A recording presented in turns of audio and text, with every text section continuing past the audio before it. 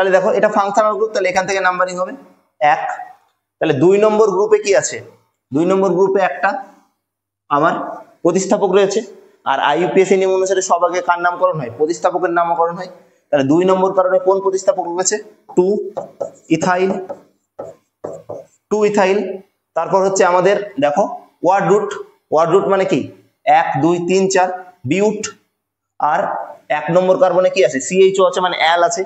তাহলে 2 ইথাইল বিউট 2। আর 2 নম্বর কার্বনে কি আছে? ডবল বন্ড আছে, তার মানে কি ইন।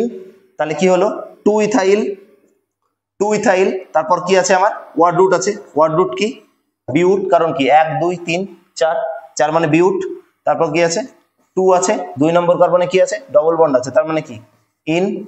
আর 1 নম্বর কার্বনে কি আছে? অ্যাল। কোনটার সঙ্গে মিলছে দেখো? 2 ইথাইল বিউট 2 ইন অ্যাল। দেখো মিলছে হচ্ছে 2 ইথাইল বিউট 2 ইন অ্যাল, তার মানে হচ্ছে অপশন নাম্বার বি। এটা হলো আইইউপিএসি নেম।